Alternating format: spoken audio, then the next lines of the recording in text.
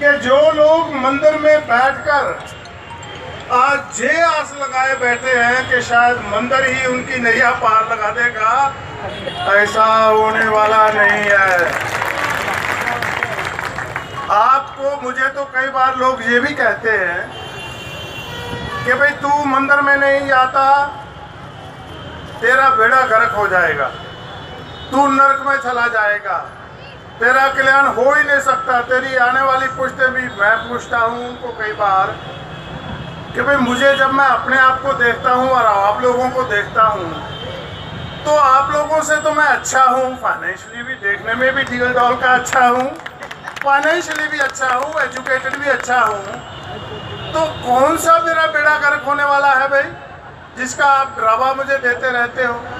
जो भगवान को निराश करता है वो उसके साथ, उसको एक ही जगह है, वो है नरक। मैंने कहा भाई नरक में कौन कौन जाते हैं? वो बोलते हैं कि नरक में वो लोग जाते हैं जो भगवान को नहीं मानते, धर्म को नहीं मानते। मैंने कहा भाई अच्छा, तो अगर भगवान को मानने वाले सारे ही नरक में हैं तो उसमें भगवान बुद्ध भी होंगे, ज्योतिराव फूले भी होंगे, शाहू जी महाराज भी होंगे, बाबा साहब अम्बेडकर भी होंगे, तो कम से कम इन लोगों को मिलने का मुझे मौका तो मिल जाएगा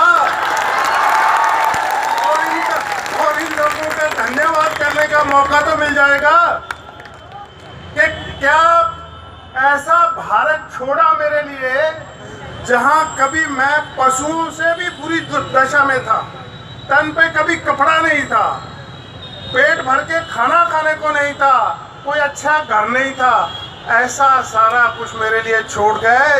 मैं आज सब लोगों के साथ मिलकर सभी का धन्यवाद करता हूँ। अब साथियों, बात आती है कि मैं लंदन से आया हूँ और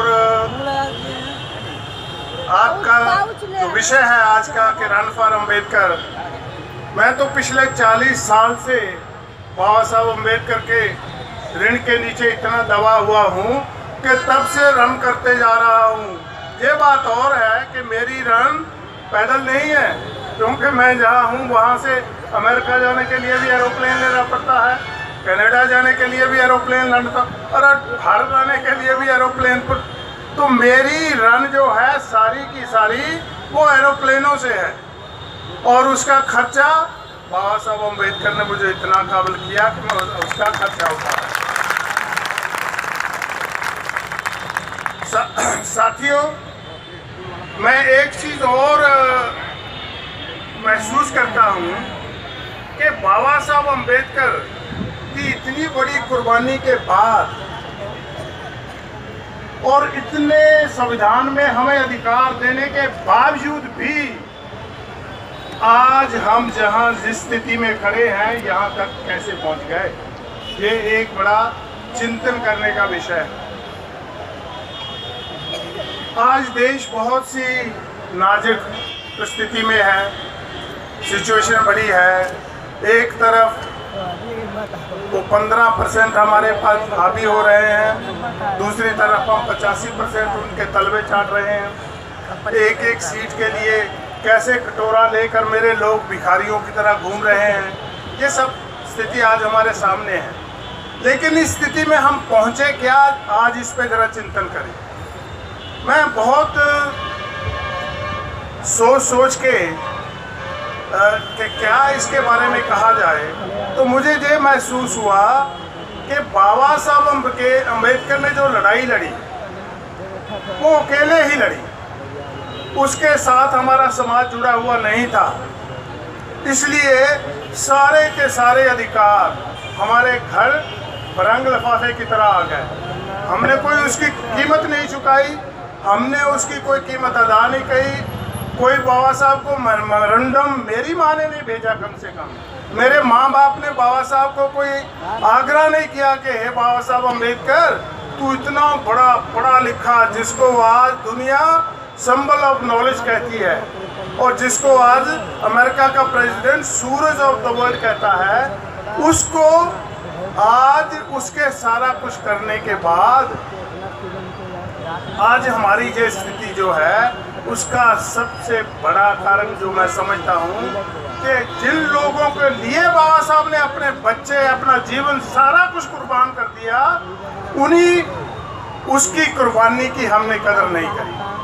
कदर तो एक तरफ रही, बी डिसोन्ड। डिसोन्ड का क्या हिंदी में शब्द होता है?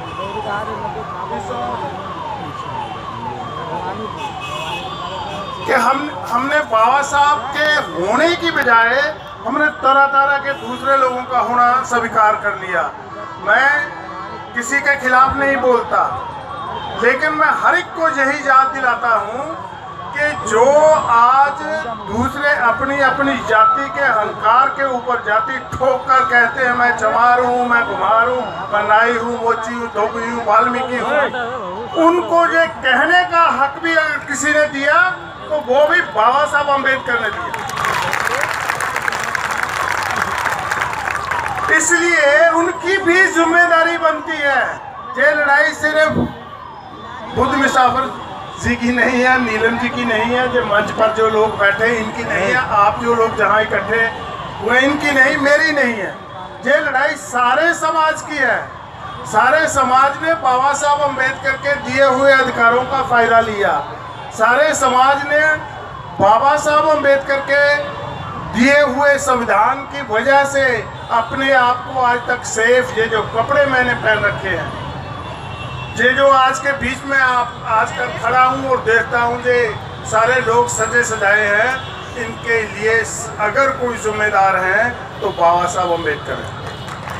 इसीलिए मैं हमेशा कहता हूँ कि ये जो फल हम खा रहे हैं पके पकाए हुए, ये जो फल हम खा रहे हैं आज पके पकाए हुए, ये पेड़ है मेरे पुरखे के लगाए। ये जो फल हम आज खा रहे हैं पके पकाए हुए, ये पेड़ है मेरे पुरखे के लगाए हुए। अगर हम आज नए पेड़ नहीं लगाएंगे तो आने वाले बच्चे फल कहाँ से खाएंगे?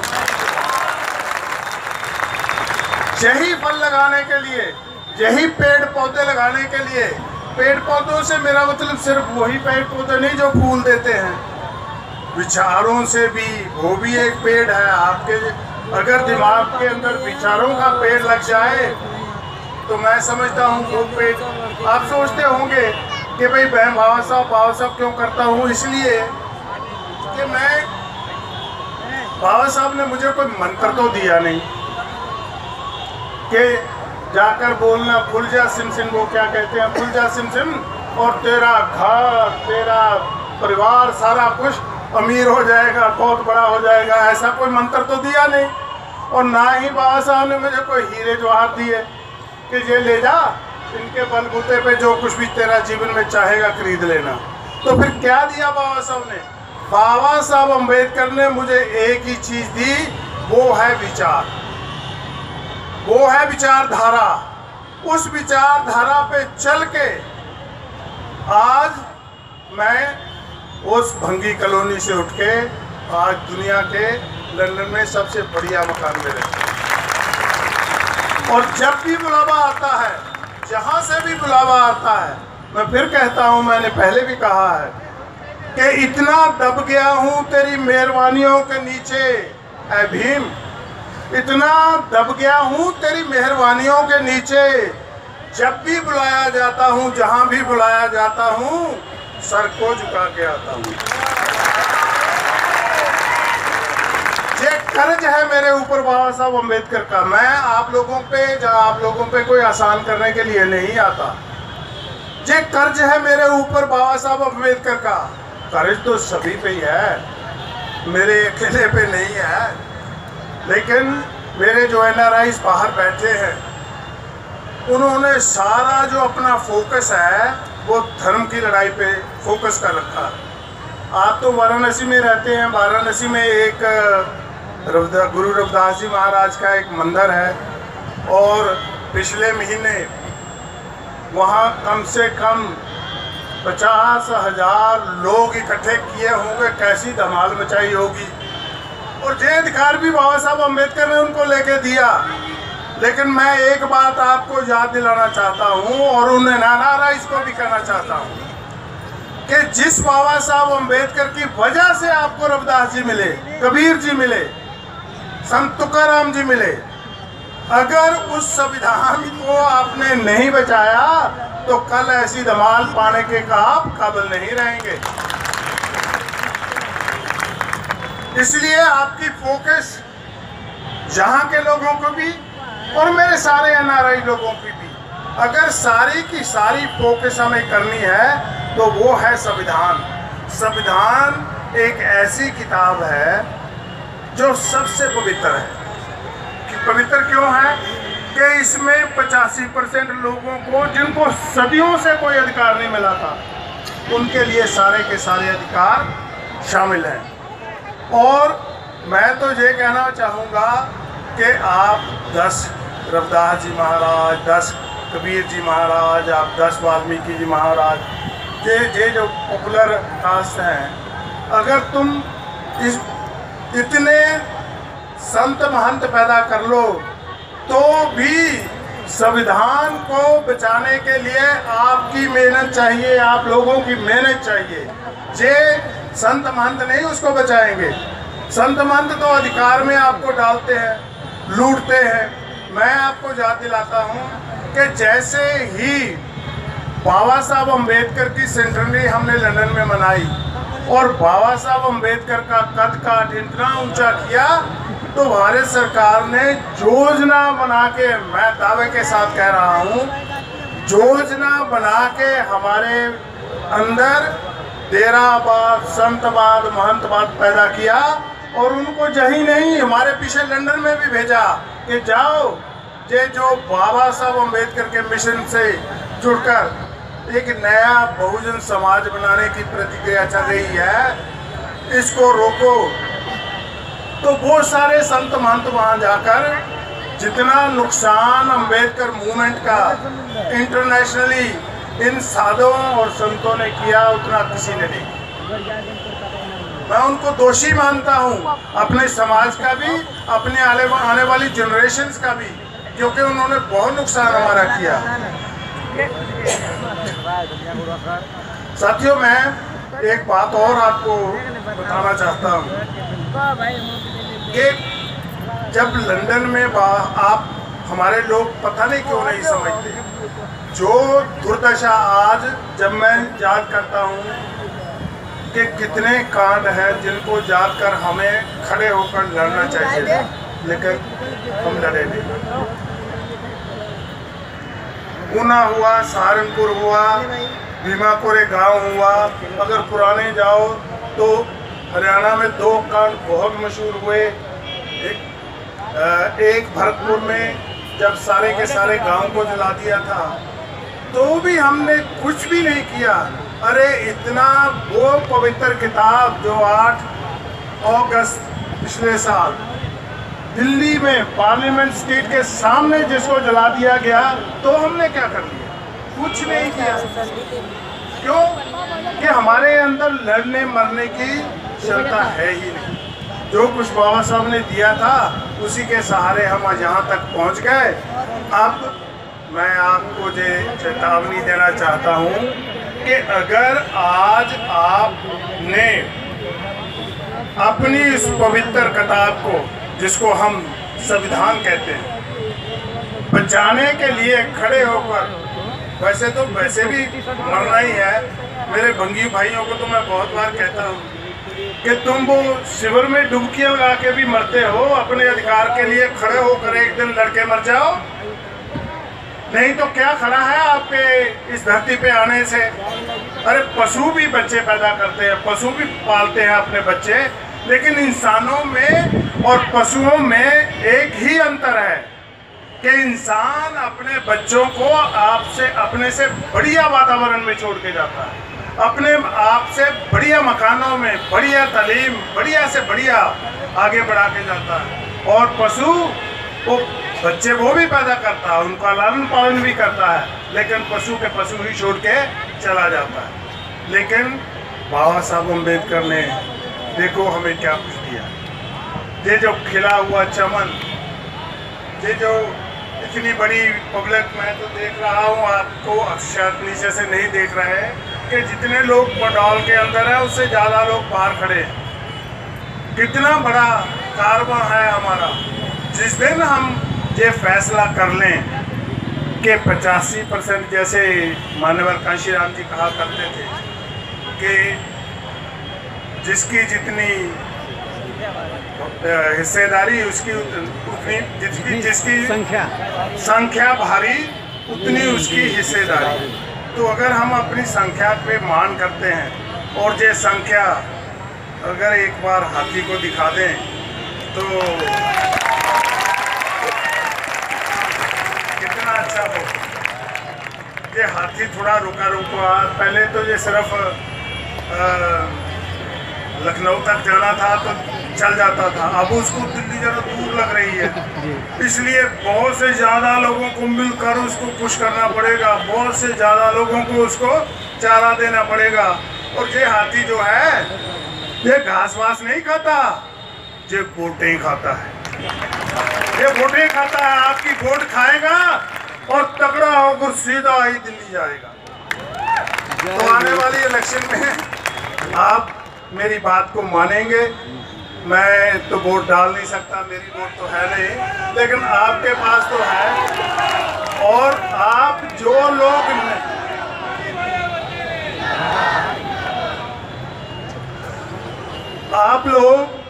जो लोग वोट नहीं डाल रहे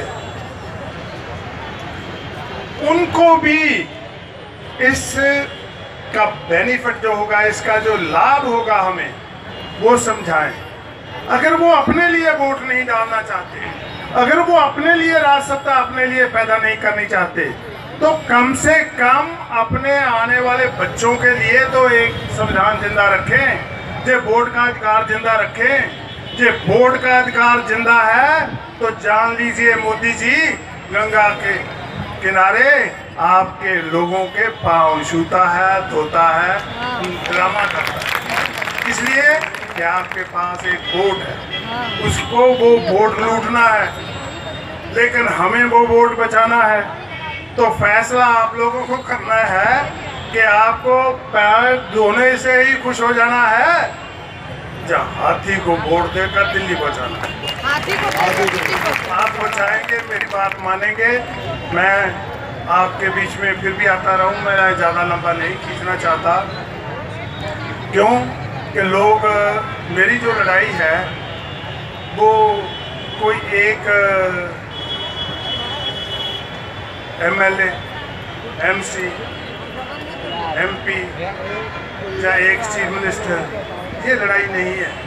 मुझे तो सारा भारत जीतना है, मेरी नज़र सारे भारत पे। और जिस दिन ये भारत इस बुद्धमयी रंग में रंग गया और इस बहुजन समाज बन गया, उस दिन मैं आऊँगा। आप लोगों ने वैसे बहुत कोशिश से जो मेरा मान सम्मान किया मैं करता हूँ, लेकिन मैं आपसे एक आग्रह करता हूँ, बचा कर रखो इन फूलमालाओं को, बचा कर रखना इन तालियों को। एक दिन मैं आऊँगा और जिस दिन दिल्ली पे हमारा कब्जा होगा, जिस दिन जितने चाहे उस दिन जितनी माला डाल लेना, उस दिन जितने भी चाहे नारे लगा देना। बचा कर रखो। अभी हमारी मंजिल, अभी हमारा मिशन थोड़ा इनकम्प्लीट है। हालांकि मैं ये भी आपको कहना चाहूँगा कि ये वो संस्था है जिसके अंदर ये अखिल भारतीय जनजाति अनुसूचित जाति जो कल्याण एसोसिएशन है, और इसके साथ साथ जो अभी जो नई बनी ऑर्गेनाइजेशन जिसकी शुरुआत में पिछले महीने करके गया था, बहुजन बोधि संघर्ष समिति, तो समाज समिति, तो ये जो ऑर्गेनाइजेशंस हैं, मुझे लग रहा है कि प्रचार तो भारत में 6 लाख ऑर्गेनाइजेशंस हैं, हमारी 6000 संगठन है, 6 लाख संगठन है। लेकिन इस संगठन में मुझे एक पोटेंशियल, एक बढ़त होती नज़र आ रही है कि अगर क्यों कि जे सारे के सारे बाबा साहब के मिशन को एक पूरे इन टोटलिटी, एक पूरेपन में देख रहे हैं। आज जहाँ आप लोगों ने जय भीम की शर्ट पहनी हुई है, रन फॉर अम्बेडकर की शर्ट पहनी हुई है। जब मैं पहली बार आया था इस संस्था में बीच में, तो जहाँ जितनी भी औरतें थी उन्होंने पंचशील की साड़ी पहनी हुई थी, और मैं पंचशील की साड़ी को देखकर गदगद हो गया। और मुझे लगा कि अगर कोई संस्था भारत में बहुजन समाज पैदा कर सकती है और उसको बहुजन समाज में ट्रांसफ़र कर सकती है और दिल्ली तक पहुंच सकती है, तो यही संस्था है। इसलिए, और इसमें काम करने वाले तो सारे ही हैं, लेकिन 2 लोग ऐसे हैं जिनको मुझे लगता है या मेरा कम्युनिकेशन उनसे ज़्यादा रहता है। वो हैं सर मुसाफिर जी और नीलम बौद्ध जी, जिनकी तरफ से मैं भी ताली मारता हूँ और उनका धन्यवाद करता हूँ। और आप भी मेरे साथ करिए और आप मेरे साथ इस मुहिम को लेकर आगे बढ़ेंगे। हम दिल्ली तक पहुँचेंगे, बाबा साहब अम्बेडकर का सपना पूरा करेंगे। अरे बाबा साहब अम्बेडकर के सपने की बात छोड़ो, आप आने वाले हमारे बच्चों का सपना पूरा करेंगे। बाबा साहब तो देखने वाले आने नहीं कि उनके सपना पूरा हमने किया कि नहीं, लेकिन हमारे बच्चे, आने वाले बच्चे तो देखेंगे कि हमारे पुरखों ने काम किया और हमारे लिए ये सपना पूरा किया। तो आप काम करेंगे। आप लोगों ने मेरा बहुत मान सम्मान किया, धन्यवाद। जय भीम। अभी आपको संबोधित कर रहे थे परम आदरणीय बहल साहब, और मैं चाहूंगा बहल साहब का खड़े होकर के सम्मान करने का कष्ट करें, जोरदार तालियों से, और खड़े होकर सम्मान करें बहल साहब का। और ताली ताली जय भीम, जय भीम, जय भीम,